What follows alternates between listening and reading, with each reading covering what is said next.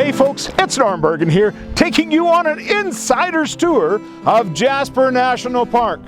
Today, I'd like to tell you about an extraordinary group of friends. These folks skied from Jasper down to Banff in the middle of winter in 1930. This is 1 year before the construction on Wheeler's Wonder Trail, Highway number 93, or the Icefields Parkway even started.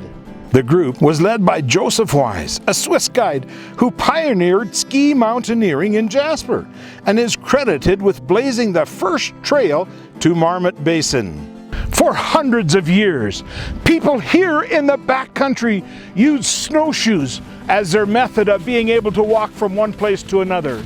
Joseph Wise thought differently. He was a believer in skis, and so he started to plan a ski traverse that went all the way from Jasper, following the water system, down to Banff. Joseph Wise was a self-taught photographer, and he took pictures as they made this ski trip all the way down to Banff. With him was Frank Bergstrom, a park warden known for his legendary strength and endurance, and Pete Withers, who worked for the government and was known as Jasper's first recreational skier. Rounding out the group were the Jeffrey brothers, Doug and Vern, early ski pioneers whose families owned a general store in Jasper. In the fall of 1929, Jack Brewster, a good friend of this group, had stashed food all the way from Banff up to Jasper. You see, he was an outfitter, and he was coming up here with his horses. He was also planning to join the Jasper 5, so it would have been the Jasper 6. Unfortunately, just before they left, he twisted his knee, and Jack was not able to ski. On Wednesday, January the 15th, 1930, the Jasper 5 left, and they skied to a cabin close here to where I'm standing at Athabasca Falls. That night, the temperature dropped down to minus 50 degrees Celsius, and they decided they should stay an extra night. Over the next 3 days, the skiers covered a distance of 39 miles. The snow here was dreadfully deep. They took turns breaking trail, each taking it for about a half a mile and then letting the next one carry on. They got to this point here along the Sunwapta River on the 19th day of January. It was a Sunday, 1930. There are no cabins here, and so they had to build a 3-walled lean-to shelter. They put a fire out front, and they kept that fire roaring because it was minus 50 degrees Celsius, each taking turns to keep that fire stoked for 2 hours at a time. That way, they did not freeze. On Monday, January the 20th, they got lost and spent the day climbing out of a steep-sided canyon before spending another night in a makeshift lean-to. The skiers passed the toe of the Athabasca Glacier. That's right here behind me. That occurred on Tuesday, the 21st of January. They carried on and got out here to Parker Ridge. Jack Brewster had left a storage of food at an old cabin that was there at one time. However, there was no heater in the cabin, so they had to build a huge fire outside so they could stay warm that night. On a later expedition, Joseph Wise, who was the leader of the Jasper 5, came back to this location, and he did the very first ski ascent of Snow Dome right here over my left shoulder. He skied to the top. That means he also skied to the bottom.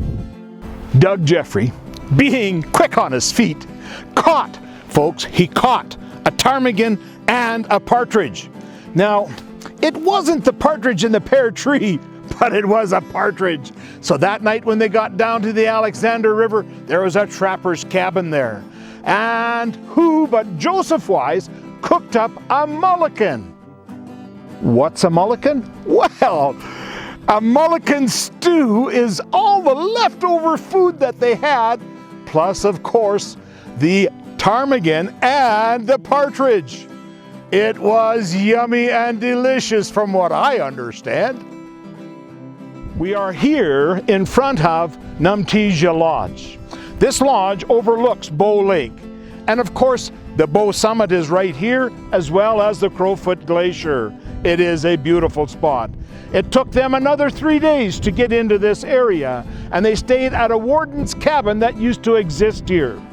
When they got into the cabin, Vern Jeffrey records in his diary that it was the only cloudy day they had experienced on their entire skiing adventure. Well, folks, you know very well that when it's clear, it's cold, especially in the winter. Well, this was a cloudy day.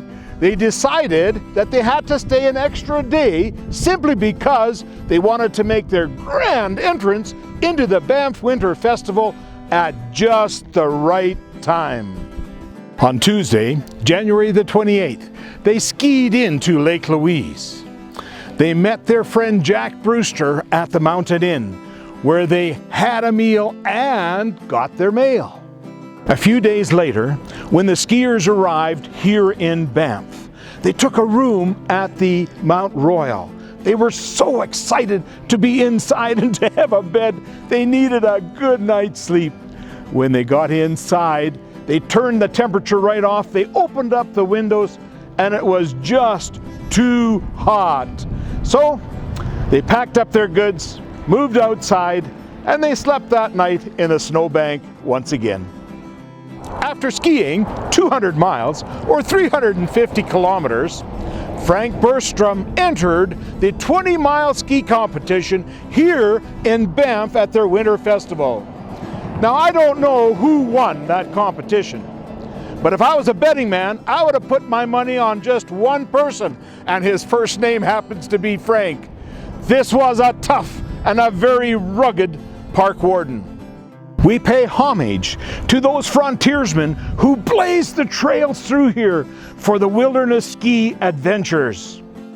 That very, very cold morning in the middle of winter, when the Jasper 5 proceeded to ski down to Banff, little did they know that the trail that they were taking would become an internationally renowned road where millions of people come each and every year just to view the scenery.